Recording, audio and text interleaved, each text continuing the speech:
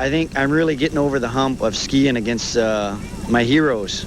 And all these guys were my heroes, 5-6 years ago, and now I'm skiing against them every weekend, and I'm really getting over that edge now. He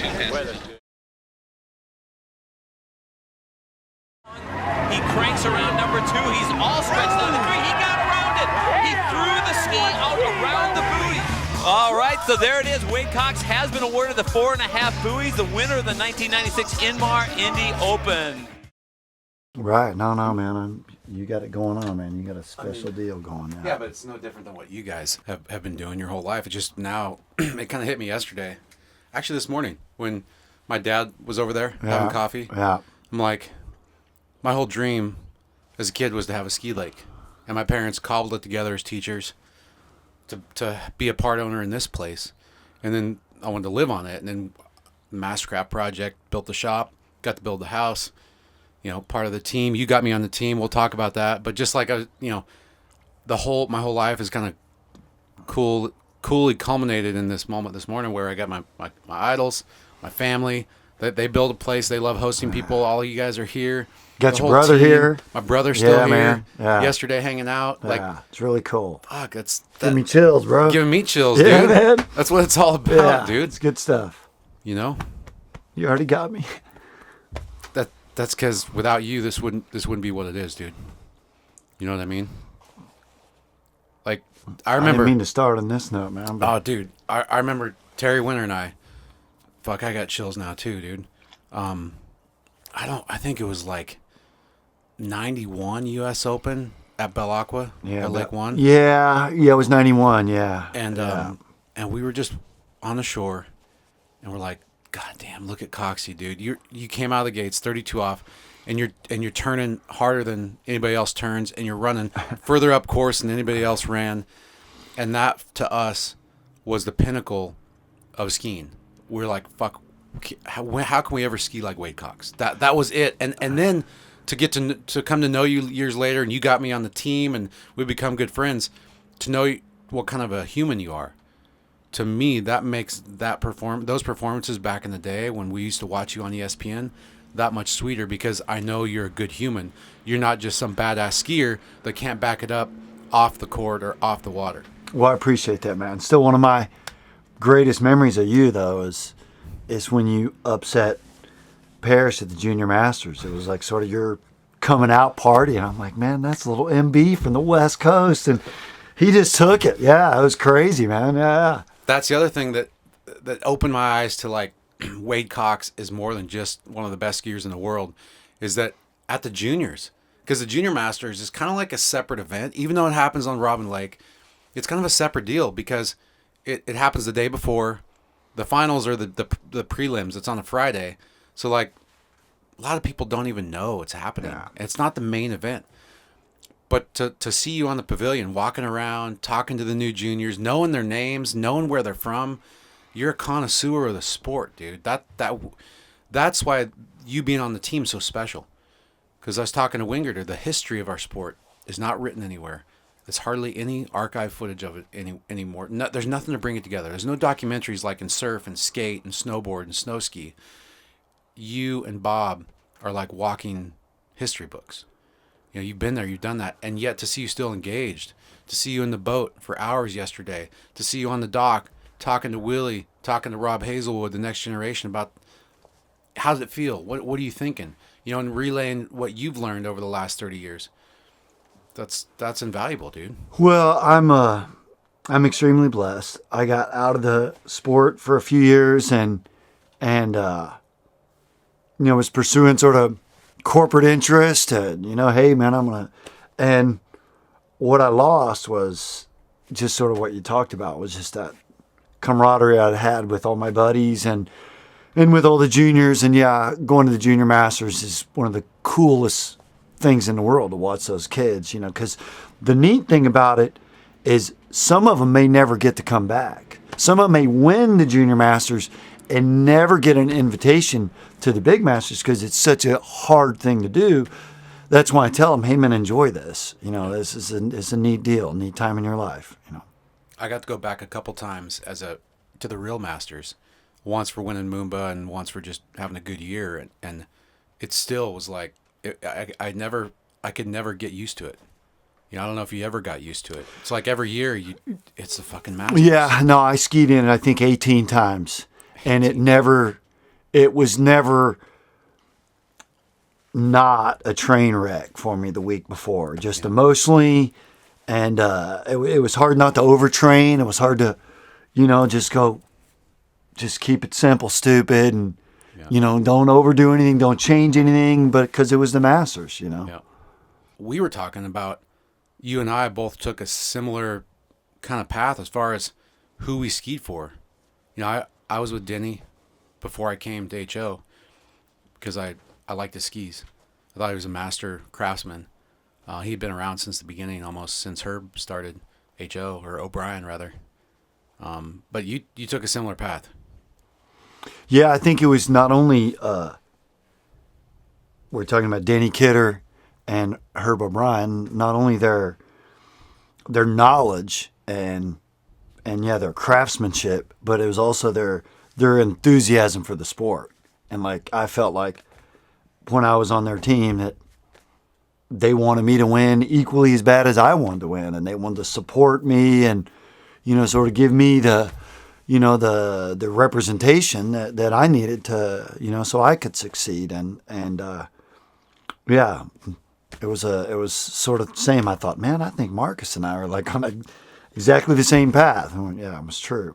How much of their passion for the sport that you picked up on, as far as wanting it as bad as you did, how much of you referred to that as you're working and continue to be Wade Cox in the sport and doing the things you're doing with HO or otherwise? Yeah, well, mine, obviously I've got this huge coaching passion, and I coached other sports, in particular lacrosse. I spent a lot of time coaching high-end lacrosse, and I knew nothing about it. So it really challenged me. And so then when I came back to water skiing, and now I'm coaching high school kids and junior elite boys, I had a different rapport with them. And then all of a sudden I'm like, well, I've come full circle, because now it's almost like Herb speaking with me when I was, 18 years old, or Denny speaking with me when I was 12. He was like, look at me in the eye, and he made me feel as if I was an adult. And I looked at him or either of them as if more they were like a child, like me. We're on the same wavelength. And as soon as I learned that, and I learned that, like I said, through another sport, then I came back to water skiing with even more passion. It's pretty cool. It's kind of like it's getting handed down, and you're continuing to hand down those life lessons and that passion and that drive because you see the value in it. Not necessarily just on the playing field, in the sense that the athletes become better athletes, but I feel like you see it because the athletes become better humans. I think that's it. I think I said to a dad not too long ago, his daughter just won the Nationals. It's the Missler family, second national champion in the family, and they're superstars at other sports. But, they're going to get to go to college and get an education and look at all the people they've already met, because they're pursuing their interest, and they're taking ownership. And that's what I want them to do, is not have them take pressure off their parents, so the parents can just be a fan like me. And now through these relationships I have with the youngsters, they've got their little slalom Bibles, and they're sending me text and sending me little video clips, and it gives me, I'm always looking for validation, Marcus. You know what I'm saying? And that validates what I'm doing. Well, I think it's important because there's a lot of folks who weren't necessarily an athlete growing up, and now they're maybe trying to live vicariously through their kids, and they're kind of like some around the dock right up till the kid gets in the water. They're telling them when to put their ski on. They're telling them how to put their gloves on, and the kids are missing all the opportunities to become who they're going to become as an individual. And that's kind of what you're saying. You're kind of empowering by being who you are. I do a 3 or 4 kids camps in the summer, and we call them sort of elite or pro champ camps. And it's basically the parents aren't allowed anywhere near. I bring Anna Gay into some of these. I bring Chris Parrish in.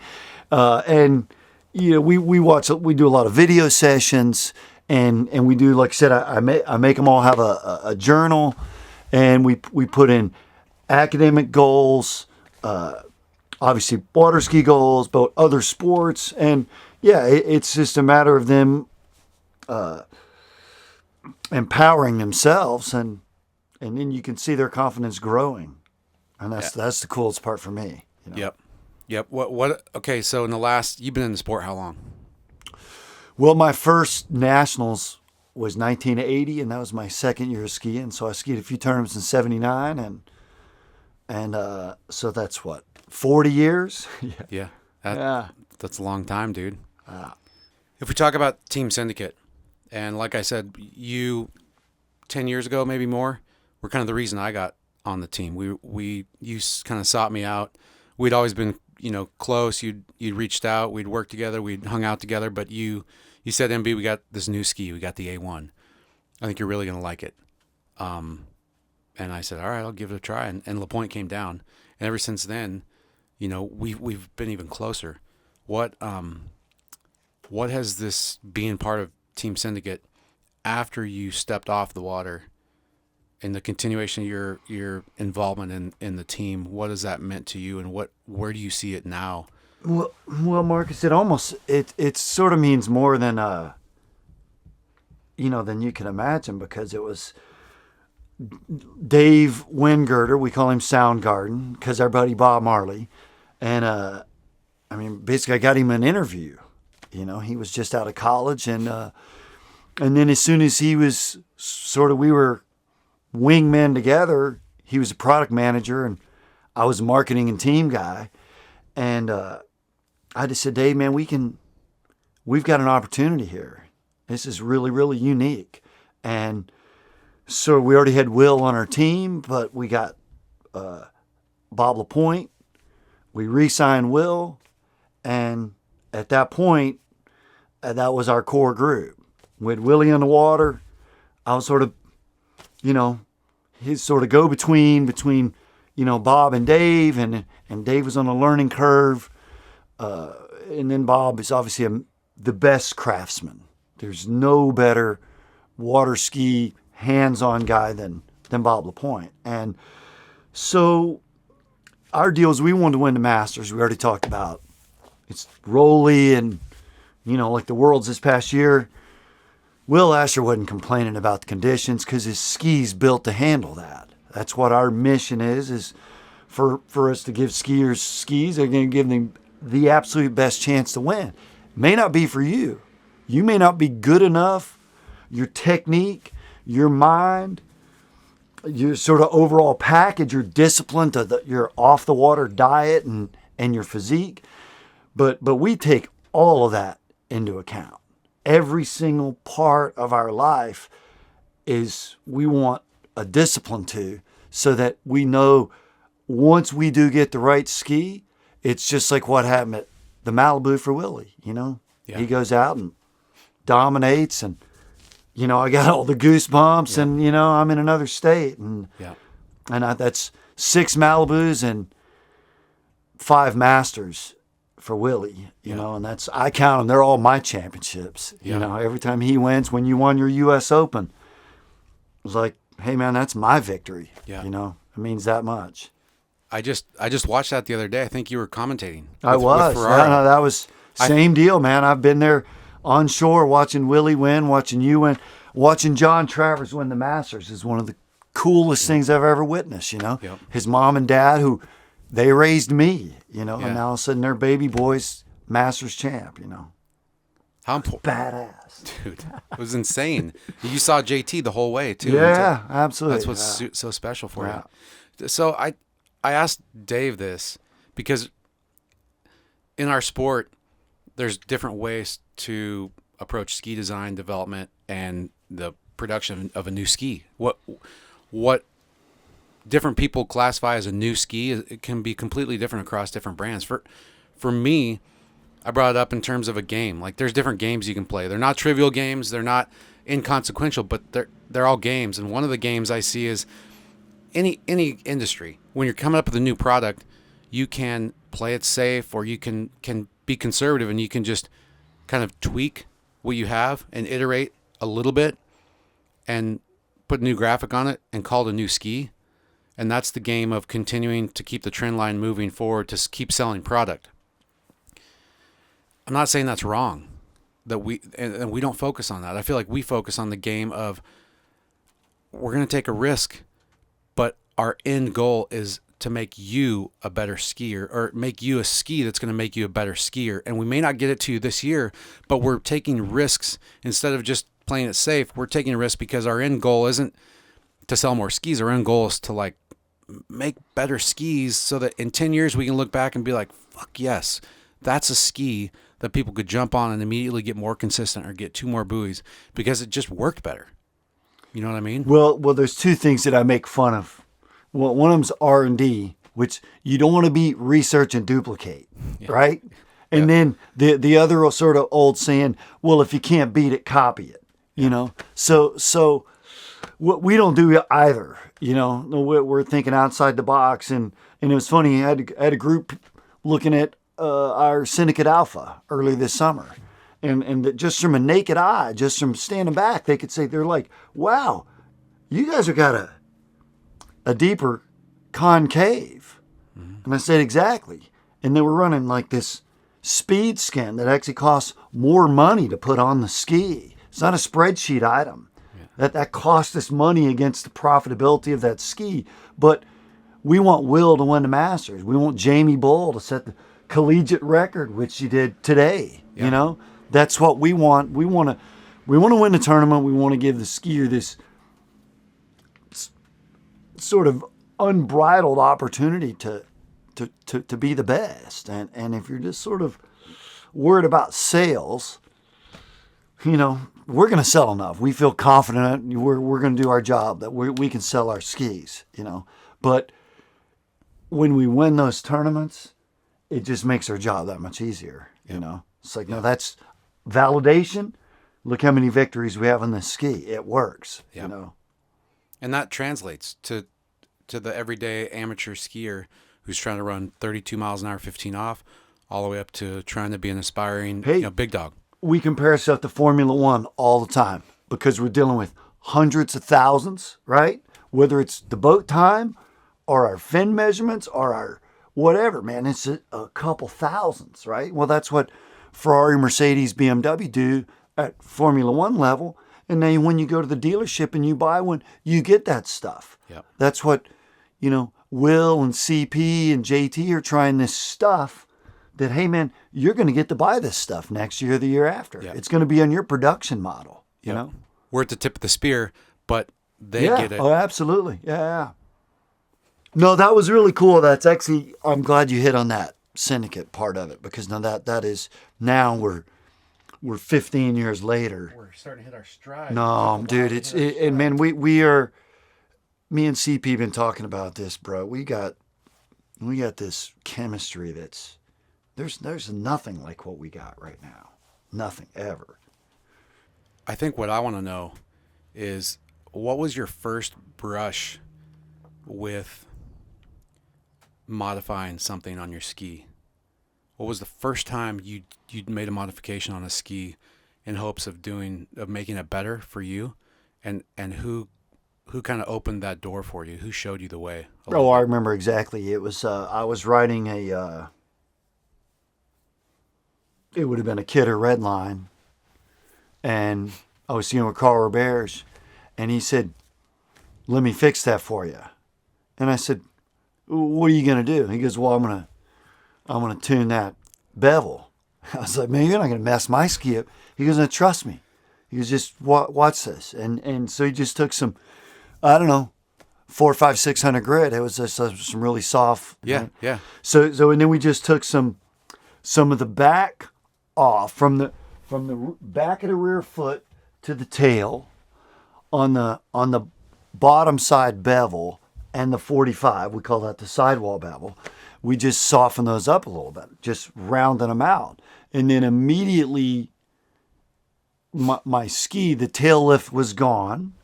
And instead of the ski wanting to pivot, the tail, we call it washing. The tail sort of slid a little bit and allowed the front end to keep coming and gaining grip.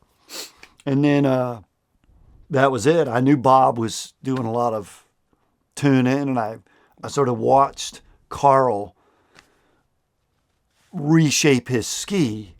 And then I signed with Herb and started riding an HO, and I watched Carl change his bevel to more like what I was riding. And then because of that, then by the VTX, even maybe in the limited in the early 90s, but definitely by the VTX, the original VTX, maybe 92, you can see now that we've got that sharp, old school Herb, big 45 bevel in the front, but then by the middle of the back foot to the tail, you can see we've gone completely almost round, and you can just see the blend. And that was the first ski that we made that into the mold. Because before that, you could take an old Denny ski, and the bevel went tip to tail exactly the same. Yep. And then we started modifying them. We're bigger in the front, going smaller, and then rounding it out, because each part of the ski had a specific responsibility now. And we were starting, instead of riding this old school, real wide, real flat tail, now we've got concave, we got bevels. Nowadays, what Wingirder does with the depth of the concave, we would have never dreamed about doing that stuff. Even then, we didn't have the knowledge, Was Carl using you for a guinea pig? A little bit, but we all, I mean, you know the same. Anytime you have a chance to broaden your horizons, if you're not wrong, you're not ever going to be right, so you go, wow, I didn't even know that. And next thing, so then you learn, hey man, try this. Anytime you get your training buddy, whether it's Sully, Ralphie, Brett, Carl, at all these, and we're always bouncing ideas off each other. Yeah. So I mean, I'm not taking a dig at Carl. I think it's great because he obviously trusted himself, but he wanted, he wanted to help you out. Oh yeah, no, we were big fans of each other. It was a really cool relationship. And he's kind of a generation before, but like between the Bob and Sammy and Carl were kind of like in between you and Bob's generation, and Andy kind of spanned that. Yeah. But I want to talk within the context of that knowledge, like things getting passed down and handed down. Herb and Denny, or Bob and Carl and you and Mapple. Like how big of a role does that play in our team right now? Because you got Rob Hazelwood, then you got our generation, Will and myself and Dave, and you got your generation, and you got Bob's generation, and they're all represented on this team. This team. Well, no, we do, man. This is like the super team of all super teams. It really is, and specifically to talk about the knowledge being passed down. I remember at America's Cup. This was in the year 2000. And Bob was coming as like a legend now, and he'd sort of gotten back into skiing a bit. And so he calls me up, and I was riding a CDX. He goes, hey man, I really like your ski. I want one of those. And so I called up Eddie Roberts. I said, hey man, Bob LaPointe wants one of my skis. This is like the biggest honor in the world, man. This is because he was like a god. I couldn't even talk to Bob when I was a kid, So we sat at Okeechobee Park, up on the shoreline in the grass, and we talked about ski design for hours. And he told me the things I'd done right in my career, and then he said, "Man, when you made this certain ski, I was like, why are you guys doing this?" And you went backwards. So, just in the last 48 hours, we've talked at length about my body weight, and what size ski I was riding, and what flexes I was riding, and then how that changed and evolved, and how, maybe we can enlighten this younger group, and they can overcome some of the obstacles that we had by just using on, our experience. And go, no, man, I think you might want to really try this, because then we've got a lot more information out there than we used to.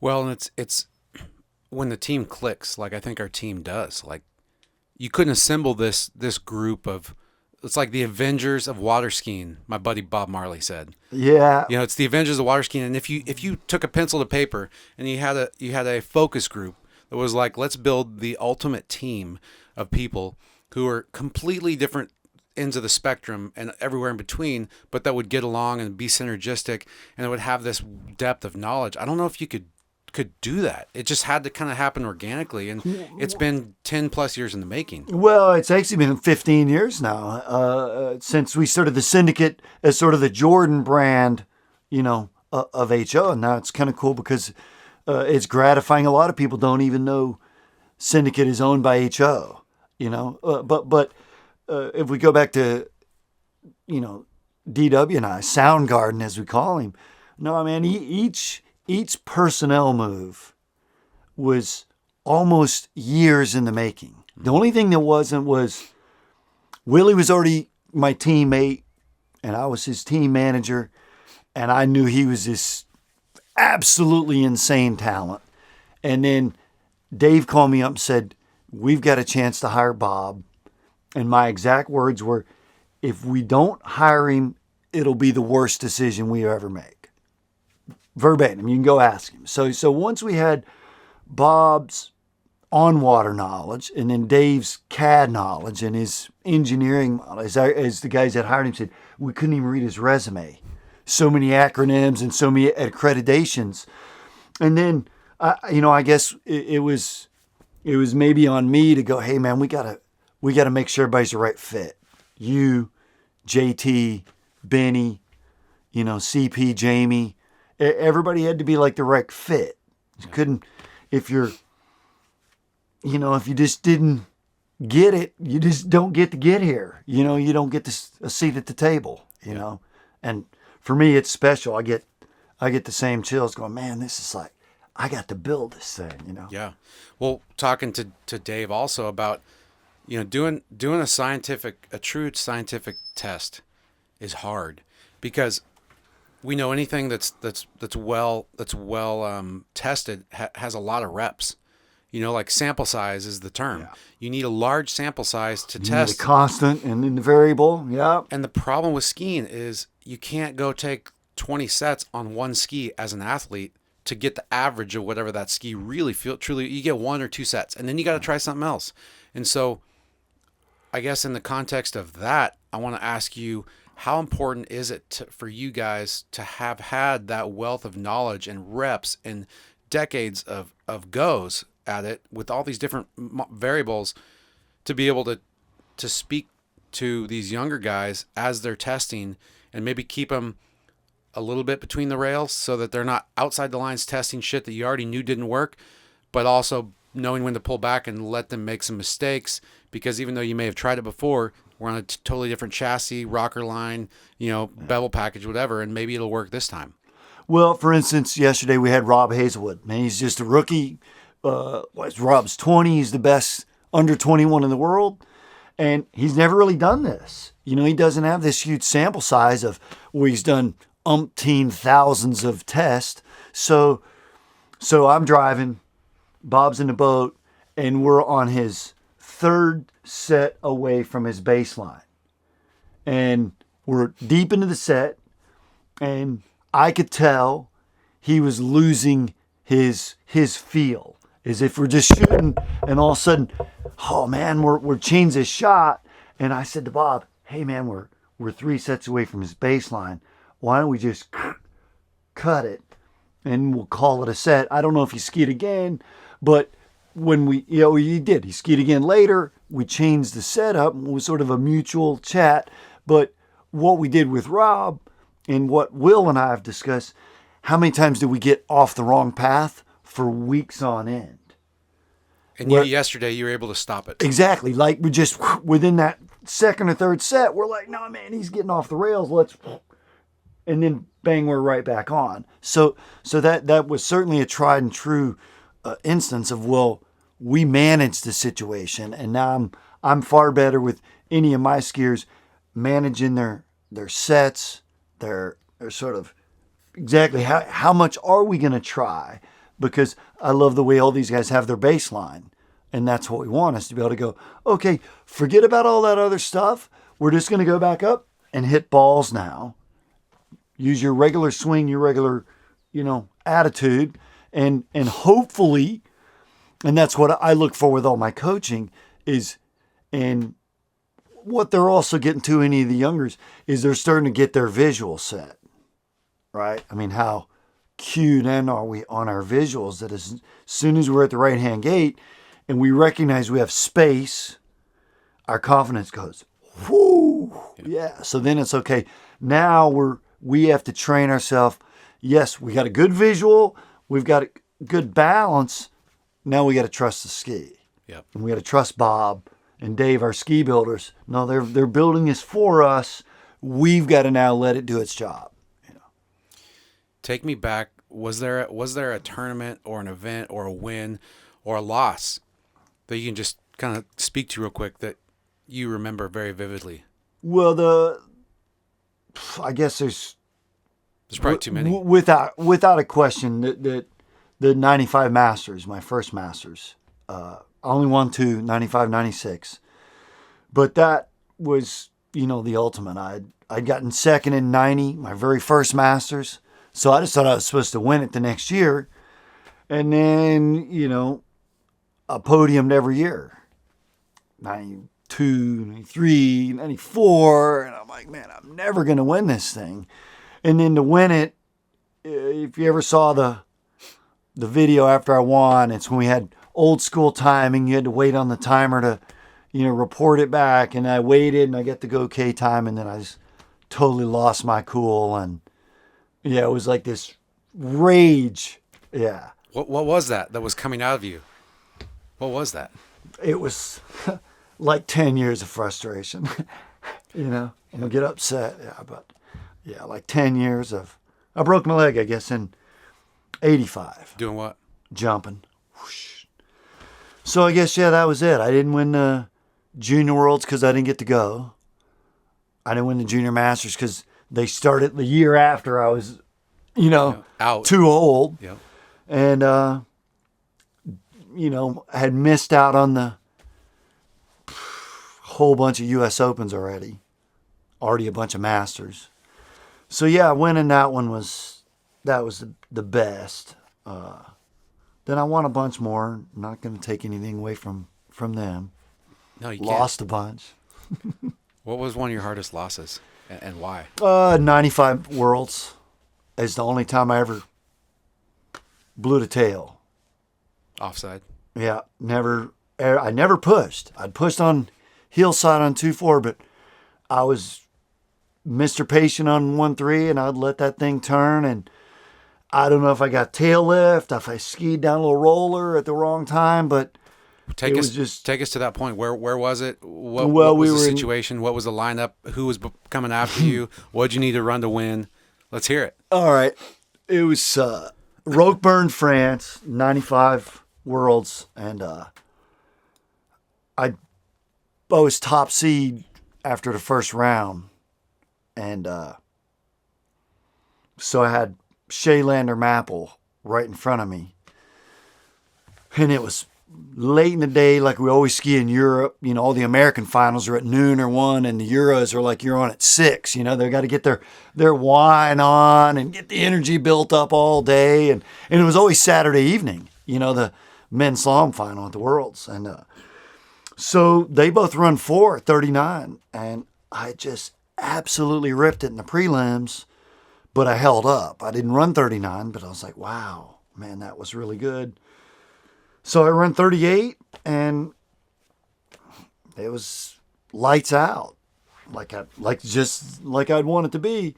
And then my gates, I still remember it, out to 1 early, out to 2, come out to 3, and all I thought, man, I just got to get outside 4, safety check, throw the ski outside 5, world champ, and then lost a tail, and then I didn't win it in 99. I should have won it in 99 too. Didn't go in 97, but take me back to the 95. You just blew the tail. You're probably still under the water. Haven't even come up yet. What'd that feel like? Yeah, I got third, and that was the worst podium maybe of my life. Maybe 94 U.S. Open was pretty disheartening as well, but I at least won a U.S. Open. And 6 seconds, not that I counted, but I never won the Worlds, and once I got in the Hall of Fame, Ronnie Barton said, "You know what, Coxie, you can let that go now." But I haven't. I don't think you'll ever fully let that go, and I think that's a good thing. Yeah, no, it's still, yeah. I'm like, man, if I'd have just won the Worlds, I would have been just like, because I didn't win Moomba, and I didn't win Marine World. I sort of won everything else. I was lucky. I was fortunate. I won Italian Masters, British Masters, Austrian Masters, Canadian Masters, U.S. Masters, Australian Masters. But the coolest thing is my best buddy in water skiing was Brett Thurley, Tasmanian Devil, and he told me I was different because I was the only one that actually believed I could beat Andy. He said at the back of the boat, Horseshoe Lake, like 92, 93, I just thrown a John McEnroe roid rage, and he goes, "Hey man, I know you're pissed, and I know you take it to heart, but he goes, it's because you actually believe you can beat that guy." And he goes, "I believe you can beat that guy." So the coolest thing is Brett won the Worlds, Moomba, and Marine World. The 3 tournaments I didn't win. So I was like, my brother from another mother won them for me. So Yep. It was all good. Teamwork. Yeah. Why was that such a big deal for him to make that comment about Andy? Tell me about Andy and going up against him for all those years that you guys were basically, it was a shootout. Well, you actually did a podcast with me years ago, and we talked about this, and you sort of stirred me up on it, and he really did. Andy tested me like far deeper than my, sort of almost like your father could test you, but couldn't test you like that. Andy took you places you wouldn't have gone by yourself. Yeah, there's no doubt. There was in the early 90s, 92, 3, and 4 in particular. In the spring 92, I really learned how to stand over my ski more and let my hands go. Simple as that. I learned how to, no biceps. I was loading out max, and I was getting way up course. You talked about you and T Whisper watching me at 91. From 91 into spring 92, my skiing went up another level. I sort of left the rest of the field. But there was this one dude that the next 3 years, it was just, I remember leaving 94 Masters. I'm like, I'm never going to beat him. I'm just never going to beat him.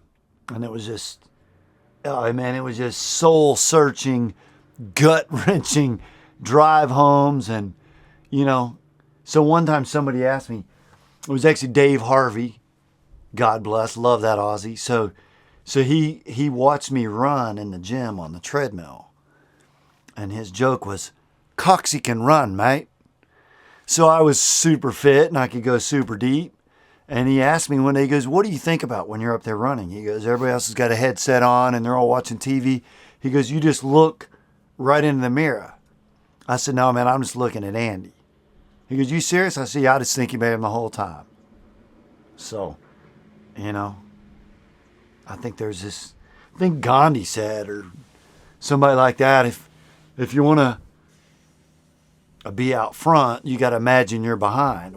Well, I was behind, So the only way I was going to get out front was just to work harder, and get smarter, and get my technique better, get my ski better, diet better, all of the above. I tested every part of my life. In good ways. In good ways and bad ways, because I'd go sideways, Then I'd be like, "No, that's not you. I'm not angry, and I'm not, so I'd have to get happy again and sort of retool my emotions. And Tommy Phillips, Tommy Slalom Shop, he was my mental coach, and he helped Willie tons the same. Just getting us on a positive approach and where we could, get our mind away from it, let our talent, take over. Yeah. And that's hard to do. How did Andy do it with nobody to chase for that first little bit? I mean, he was chasing Bob. Yeah. He was chasing some folks, but No, he had both LaPointes, Carl, and Shaylander. That's pretty good. It's a pretty good company there that he was chasing. And then once he got on top of them, then he had learned how to focus. He learned how to block it out. get rid of the noise. As my buddy Coach Ron Zook says, eliminate the noise in the system. Yeah. There's always this noise, and that's once I learned that, and a lot of that was spring '92. That training with Tommy is able to just jump in at the dock with the handle, and that's when I actually relaxed. That's actually when I could block it out, and so I think he got really good at that. Just going, hey man, this is my time, and I'm just going to go out and enjoy it. And What would your life be like if Andy never existed?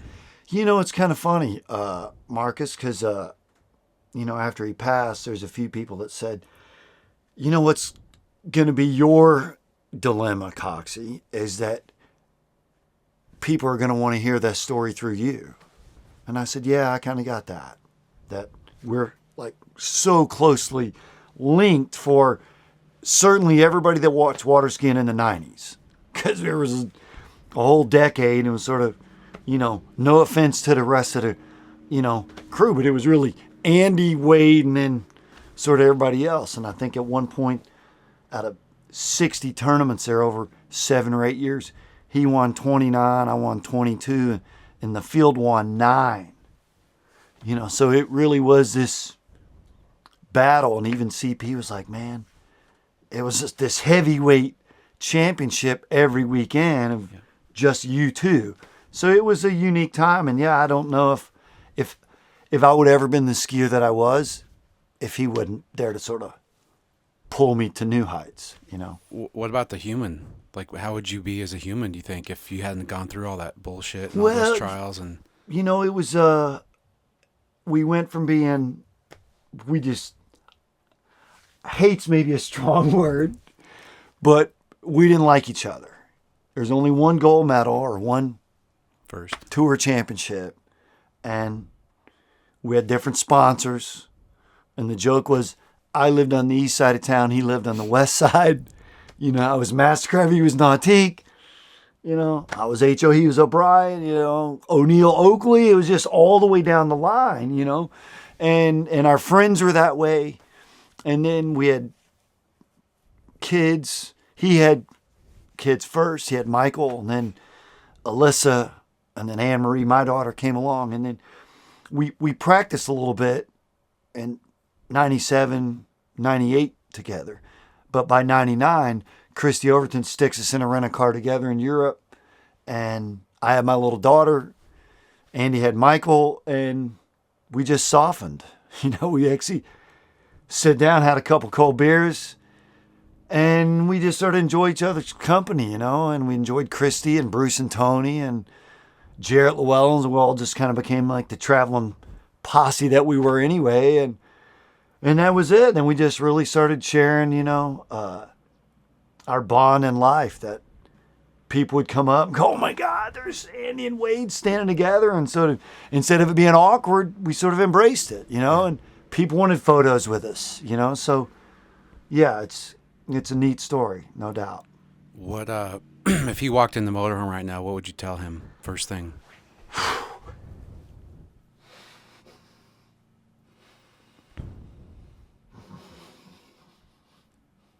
Just what would you want him to know, dude?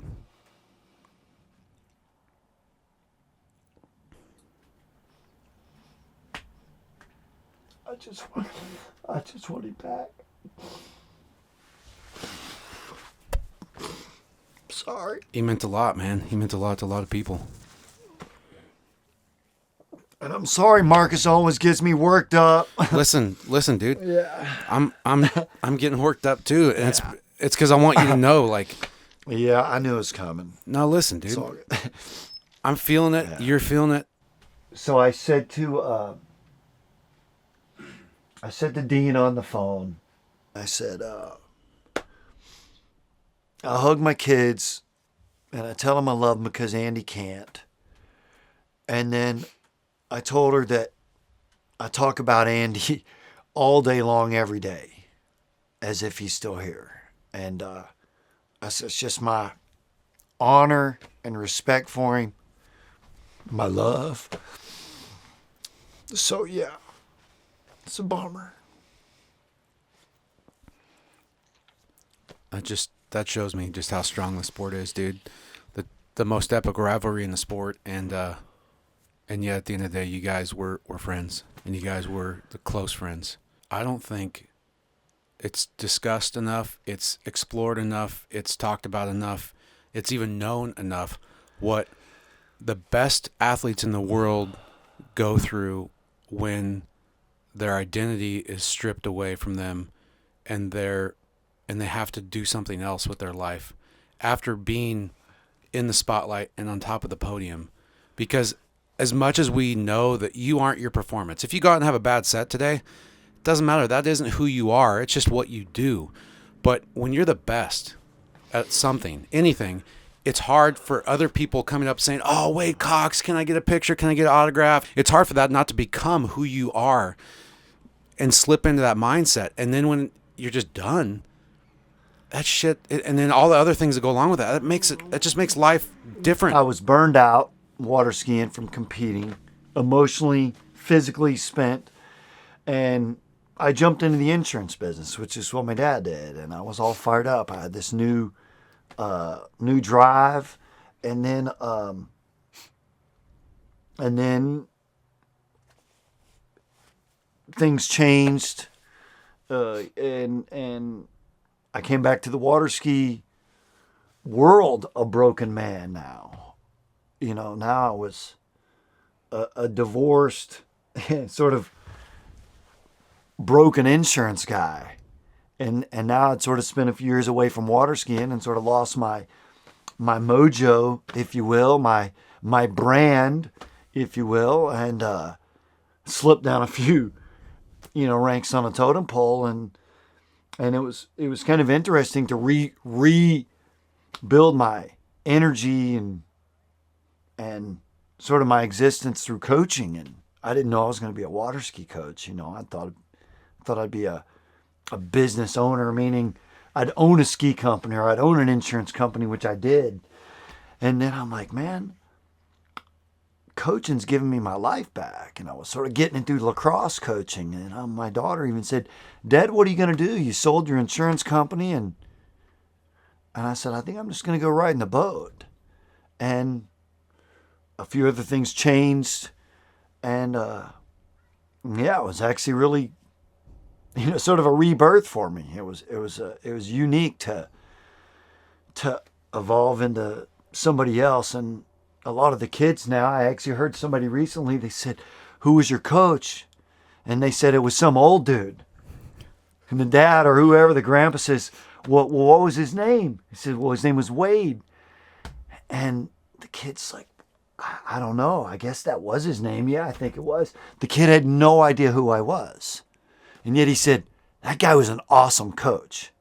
And I was like, cool, man. That's really what I wanted out of it is I've evolved from, being that dude that's signing the autographs to where now I'm the dude driving the boat for the guys signing the autographs, And I'm happier doing that, being behind the scenes than, being on the water. I think it's an evolution. But it doesn't take anything away from the fact that you've done all these things throughout the years and it's led you to who you are right now and what you're doing. And I think we're all better for it. This family of syndicate skiers, I think, is better for it, having you here, driving the boat, in the boat, coaching, giving assessments, talking, giving ideas on ski tweaks, and in the boat coaching all over the country. I think it's it's kick ass, dude. And I love it. Yeah. It makes me respect you more now that I'm also kind of out of the scene from not competing anymore, because I know how hard it is to take on a new role, even though it's not really who you are. Who you are is independent of what you do, but what you do does kind of dictate how people view you. And that's the tragedy for me. Not that you give a shit anymore, but I think we all give a shit, because everybody knows who Tony Hawk is.